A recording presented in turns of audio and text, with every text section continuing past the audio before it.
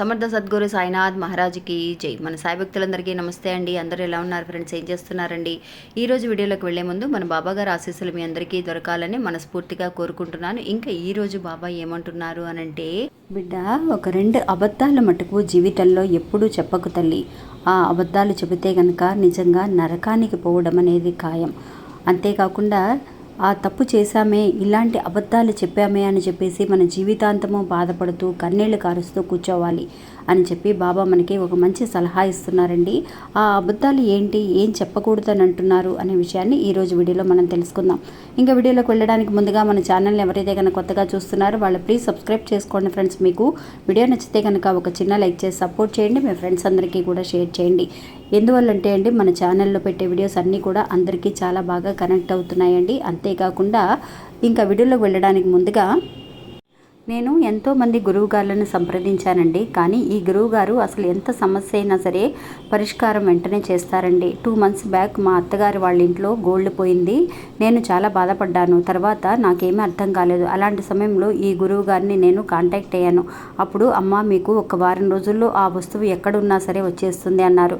దీనికి అమ్మవారి కాడ పరిహారం చేస్తే అనుకున్న పని జరుగుతుందమ్మా అన్నారు. సరే స్వామి చేయండి అని చెప్పి నేను కూడా చెప్పాను. అలా చేశారో లేదో వారం రోజుల్లో నాకు ఆ వస్తువు అనేది దొరికింది. అందువల్ల నేను మీకు చెబుతున్నానండి. అంతేకాకుండా ప్రేమ, పెళ్లి, భార్యాభర్తల సమస్యలు, స్త్రీ పురుష సమస్యలు, ప్రత్యేకంగా వశీకరణ సమస్యలు, అన్ని విషయాలు ఫోన్లోనే చెప్తారు. ఖచ్చితంగా ఈ గురువు గారికి కాంటాక్ట్ అవ్వండి. గురూజీ సిద్ధాంతి గారు, సుబ్రహ్మణ్యరాజు గారు. ఆయన కాంటాక్ట్ నెంబరు 9347293375 అండి. ఇంకా బాబా గారు చెప్పబోయే మాటలు ఏంటో ఆలకిద్దామండి. సాధారణంగా అండి, అబద్ధం అనేది అసలు మనం చెప్పకూడదు. సాధారణంగా అక్క, మనం ఒక పెళ్లి జరిపించాలి అని అంటే 1000 అబద్ధాలు ఆడైనా సరే పెళ్లి జరిపించాలని అంటారు కదా. అబద్ధాలు అనేవి చెప్పచ్చా చెప్పకూడదా అనే డౌట్ అనేది కూడా అందరికీ ఉంటుందండి. కానీ మనకి ప్రాణం మీదకి వచ్చినా కూడా అబద్ధం చెప్పకూడదు అని చెప్పి మన అమ్మ నాన్న మనకి నేర్పిస్తూ ఉంటారు. మన స్కూల్లో మనకి ఉపాధ్యాయులు మనకి నేర్పిస్తూ ఉంటారనమాట. అంటే మన గురువు గారులు మనకు నేర్పిస్తూ ఉంటారు. అలాగే ఇప్పుడు మనకి గురువుగా నిలబడుతూ మనం చేసే తప్పులని సరిదిద్దుతూ, అమ్మా ఈ తప్పు చేయకు తల్లి, ఇలాంటి తప్పులు చేస్తే కనుక నిజంగా మంచి జరగదనో, లేదంటే మనకి కన్నీళ్లు తప్పవనో బాబా చెబుతున్నారు అని అంటే కనుక ఖచ్చితంగా మనందరము వింటామండి. ఆ 2 అబద్ధాలు ఏంటి, ఎందుకు చెప్పకూడదని అంటున్నారు అని మనం తెలుసుకుందాం.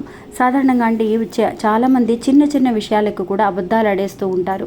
ఒక్క అబద్ధం ఆడితే కనుక ఆ అబద్ధం ఎప్పుడైతే తెలియవస్తుందో ఇంట్లో ఆ అబద్ధాన్ని సరిదిద్దుకోవటం కోసం, అంటే కప్పి పెట్టడం కోసం మనం మరికొన్ని అబద్ధాలను చెప్పాల్సి వస్తుంది. మనం చెప్పేది ఒక అబద్ధమే, ఇది చెప్పేస్తే ఇలాగ అబద్ధం చెబితే ఈ సమయంలో కావాలంటే మనం తప్పించుకోవచ్చండి. కానీ ఆ సమయం సందర్భం అనేది ఎప్పటికైనా సరే నిజం అనేది బయటపడుతుందన్నమాట. నిజం అనేది నిప్పు లాంటిది, మనం ఎక్కడ దాచలేము అని చెప్పి మనకి మన పెద్దవాళ్ళు చెప్తూ ఉండేవారు.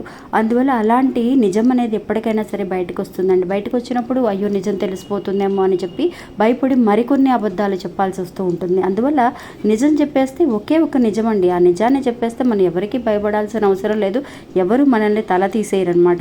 మనకి నిజానికి ఉన్నంత శక్తి అనేది అబద్ధానికి ఉండదండి. కానీ చాలామంది అబద్ధాలనే నమ్ముతారు, నిజాలనే నమ్మరు. అందుకోసం అని చెప్పేసి బాబా ఇప్పుడు ముఖ్యంగా తెలియచేయబోయే అబద్ధాలు ఏంటి, ఈ 2 అబద్ధాల మటుకు మనం ఎవ్వరికీ చెప్పకూడదు అని చెప్పి చెబుతున్నారు అని అంటే అది ఒక చిన్న కథ ద్వారా తెలుసుకుందామండి. ఆ అబద్ధాలు ఏంటి అనేది.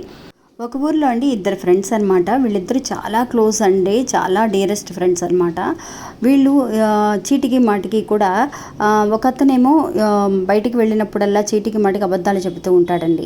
ఇందులో ఇంకొక అతనేమో అబద్ధాలే చెప్పకూడదురా, ఎందుకు నువ్వు అందరినీ కూడా ఏదో ఒక అబద్ధం చెబుతున్నాము అని చెప్పి, అంటే క్యాజువల్గా మామూలుగా మాట్లాడుతూ ఉన్నప్పుడే కొంతమంది ఏం చేస్తూ ఉన్నారంటే, అమ్మ ఎక్కడున్నావు, వస్తున్నారండి మీరంటే, ఇదిగో వచ్చేస్తున్నాం, పక్కనే ఉన్నామండి, 10 నిమిషాలు వచ్చేస్తామంటారు.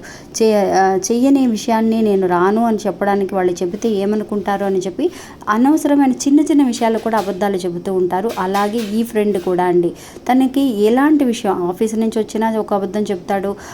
ఆ రోజు ఒక ఆఫీస్ లీవ్ పెట్టాలంటే అది క్యాజువల్గా కామన్గా చెప్పే అబద్ధాలు అనమాట. అంతేకాకుండా ఆ ఫ్రెండ్ తనకి తోడుగా ఉన్న ఇంకొక ఫ్రెండ్ చెబుతూ ఉంటాడు, అరే నువ్వు ఇలా అబద్ధాలు ఆడడం మంచిది కాదు, నేను చెబుతూనే ఉన్నాను, నువ్వు వినిపించుకోవడం లేదు అని చెప్పి అలా అబద్ధాలు చెప్పి చెప్పి చెప్పి అన్నిటికీ కూడా అబద్ధాలు చెప్పడమే అతనికి అలవాటైపోయిందండి. కానీ ఆ ఫ్రెండ్ చెప్తాడనమాట, అరే నువ్వు ఈ అబద్ధాలు చెబుతున్నావు, మిగతా వాటి సంగతి నాకు తెలియదు, జీవితంలో ఈ 2 అబద్ధాలు మటుకు నువ్వు ఎప్పటికీ చెప్పకూడదు అని చెప్పి ఆ ఫ్రెండ్ ఇంకొక ఫ్రెండ్కి సలహా ఇస్తాడండి. ఆ ఫ్రెండ్ని పంపించిందే మన గురువు గారండి. నిజంగా మనకి మంచి జరగాలన్నా, ఒక చెడు చేయకుండా మనల్ని ఆపాలని అన్నా కూడా దేవుడు సాక్షాత్తు ఆ భగవంతుడే ఎదురుగుండా రాలేకపోయినా ఎవరో ఒకళ్ళ రూపంలో మనల్ని కాపాడుతూ ఉంటారండి. అలాగే ఆ ఫ్రెండ్ని ఇంకొక ఫ్రెండ్ రూపంలో సలహా ఇస్తూ ఆయన చెప్తాడనమాట. ఆ ఫ్రెండ్ అంటాడు, అరే ఈ 2 అబద్ధాల మటుకు నువ్వు ఎవరితోటో చెప్పకు, ఆ 2 అబద్ధాలు చెబితే కనుక నిజంగా నరకానికి పోతావు అని చెప్పి అతన్ని హెచ్చరిస్తూ ఉంటాడండి. అతను పట్టించుకోడనమాట. ఎందువల్లంటే ఎప్పుడు అబద్ధాలు చెప్పడం తనకు అలవాటైపోయింది. ఇంతవరకు నాకేం కాలేదు కదా, నేను బాగానే కదా ఉన్నాను, అరే పోరా ఏదో సరదాగా నేను అబద్ధాలు ఆడుతూ ఉన్నాను, అది నువ్వు పట్టించుకుంటావేంటి అని. నువ్వు సరదాగా ఆడే అబద్ధాల కంటే ఈ 2 అబద్ధాలు నిజంగా నిన్ను కన్నీళ్ల పాలు చేస్తాయి అని చెప్పి చెప్తాడనమాట. ఇంకా ఆ అబద్ధాలు ఏంటి అని అంటే అండి, ఆ ఫ్రెండ్కి తెలిసి రావటం కోసం, బుద్ధి రావటం కోసం చెప్తాడనమాట. అరే ఒక విషయం, నువ్వు ఎవరికైనా సరే నేనున్నాను అని చెప్పి భరోసా ఇస్తున్నావు, నేను నిన్ను కాపాడతాను, ఏ సమయానికైనా సరే ఎలాంటి అవసరం వచ్చినా సరే నేనున్నాను, నువ్వు నాకు ఫోన్ చేయని చెబుతూ ఉంటాడండి అతను. అరే నేనున్నాను అని చెప్పేసి నువ్వు చెప్పినప్పుడు ఎంతోమంది అండి వాళ్ళకి ఒక సపోర్ట్గా మన ఎవరైనా సరే మనుషులు లేరని కానీ ఒక మాట వరుసకైనా సరే నేనున్నాను అని చెప్పడం అనేది ఎంత గొప్ప విషయం అండి. ఎలాంటి కష్టం వచ్చినా సరే నాకు చెప్పరా, నేను చేస్తానురా, నాకు ఫోన్ చేయి, నేను వస్తాను, ఎలాంటి కష్టమైనా సరే తీరుస్తాను అని చెప్పి నేనున్నాను అని చెప్పి భరోసా ఇవ్వటం అనేది చాలా తప్పండి. అలాగే అతన్ని నమ్మి చాలామంది కూడా ఫోన్లు చేస్తూ ఉంటారు, ఏమండి నాకు పలానా కష్టం వచ్చింది, నాకు ఇలాంటి ప్రాబ్లంలో ఉన్నాను, మీరు నాకు ఫోన్ చేయమన్నారు కదా, నాకు ఇలాంటి అవసరానికి ఒక 5,000 కావాలన్నో 10,000 కావాలన్నా, మీకు ఎలాంటి డబ్బులు కావాలన్నా కూడా చెప్పండి, నేను సాయం చేస్తానని అంటాడండి. అనేసరికి అందరూ కూడా ఫోన్లు చేస్తూ ఉంటారు. చేసినప్పుడు అతను ఎప్పుడూ కూడా అండి ఒక మాట చెప్పాము అని అంటే కనుక అది మనం కాపాడుకోవాలి.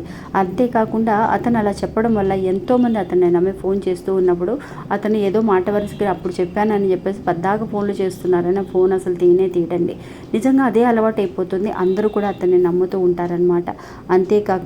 కాకుండా ఇంకొక విషయం కూడా అండి, ఇంకొక అబద్ధం ఏంటి అని అంటే, ఎవరితో అయినా సరే ప్రేమగా మాట్లాడడం, ప్రేమని పంచడం, ప్రేమగా ఉండే విధానం కానీ, ప్రేమని పంచిపెట్టే మాటలు కానీ నిజంగా ఒక మనిషిని కాపాడతాయండి. అలాంటి ప్రేమతో నువ్వు ఆడుకుంటూ ఉన్నావు. నిజంగా తను ఆ ఫ్రెండ్ అంటే ఒక అమ్మాయిని ప్రేమిస్తూ ఉంటాడనమాట. ఆ అమ్మాయికి తనంటే చాలా ఇష్టం. ఆ అమ్మాయితో కూడా అబద్ధాలు చెబుతూ ఉంటాడు ఫోన్లో. నీకు నేనున్నాను, నీకు తోడుగా ఉంటాను ఎప్పటికైనా సరే అని అంటాం. కానీ ప్రేమ, నువ్వు లేకపోతే నేను లేను, అసలు నువ్వు లేని జీవితం నాకు అనవసరం అని అప్పుడు అనుకున్నప్పుడు ఆ ఫ్రెండ్ చెప్తాడు, అరే నువ్వు నిజంగా ఏదో మాట వరుసకు అబద్ధాలు ఆడుతూ ఉన్నా కూడా అమ్మాయిని నిజంగా ప్రేమిస్తున్నావు కదా, నువ్వు మాట్లాడే మాటలు చూస్తుంటే నాకు చాలా ఆశ్చర్యంగా అనిపిస్తుంది, ఇంత ప్రేమ ఉందా నీలో అన్నప్పుడు, అరే పోరా బాబాయ్ నువ్వు ఇవన్నీ కూడా నిజమని నమ్ముతున్నావా ఏంటి, నేనేదో ఊరికి అమ్మాయి డబ్బున్న అమ్మాయి, మనకి ఎప్పటికైనా ఏదైనా సరే అవసరం వచ్చినప్పుడు తను సహాయం చేస్తుందిలే అని అనుకుంటున్నాను, కానీ నిజంగా ప్రేమ పెళ్ళి అవన్నీ ఏమి అంత స్మాష్ అదంతా నాకు నమ్మకమే లేదన్నప్పుడు మరి ఎందుకురా తనని నమ్మిస్తున్నావు, తను నిజంగా ప్రేమిస్తుందిరా బాబాయ్ అని చెప్తాడు ఆ ఫ్రెండ్. అరే అదంతా నాకు నమ్మకం లేదురా, నేనేదో తను అంటుంది కాబట్టి నేను అంటున్నా, మరి నీకు ఇష్టం లేనప్పుడు చెప్పేసి నువ్వు ప్రేమించట్లేదని చెప్పు, ప్రేమ అని చెప్పి అబద్ధం చెబుతున్నావు, తనతో చాలా ఇబ్బందులు పడతావు నువ్వు అని చెప్పి అతను చాలా క్యాషువల్గా తీసుకుంటాడండి, పట్టించుకోడు. ఎప్పుడైతే నేనున్నాను అని చెప్పి తనకి ఒక భరోసా ఇస్తూ తన భుజం మీద చేయి వేసి మిగతా వాళ్ళందరికీ అబద్ధాలు, బయట వాళ్ళందరికీ కూడా నేను సహాయం చేస్తానని చెప్పి అబద్ధాలు చెప్తూ ఉన్నాడు. అలాగే ఈ అమ్మాయికి కూడా ప్రేమ అని చెప్పేసి ఒక మాటని చెప్పి తనని మోసం చేస్తూ ఉంటాడండి. అది నిజంగా ఒకరోజు తెలిసిపోతుందనమాట అతనికి తన మీద నిజమైన ప్రేమ లేదని. ఇంకా కొన్నాళ్ళ తర్వాత అండి అమ్మాయి తెలుసుకొని అతని దగ్గరకు వచ్చి, నన్ను ఇంత మోసం చేశావు, ప్రేమ అనే మాటని చూపించి నన్ను మోసం చేసావు, ప్రేమ అనే మాట మటుకే కాదండి, ప్రేమగా మాట్లాడే మాటలు మనల్ని కదిలిస్తాయి, ప్రేమగా చూపే ఆప్యాయత, ప్రేమ అనేది నిజంగా వాళ్ళు నడుచుకునే పద్ధతిలో కూడా మనం చాలా ఐక్యమైపోతూ ఉంటామండి, వాళ్ళని నమ్ముతూ ఉంటాం. అది తను నిజంగా ప్రేమించడం వల్ల ఆ అమ్మాయి, నువ్వు ఇలాంటి అబద్ధాలు ఆడతావని నాకు తెలియదు, నీ స్నేహం అనేది కానీ అన్నీ కూడా అబద్ధమే అని చెప్పేసి అతను వదిలేసి వెళ్ళిపోతుందండి.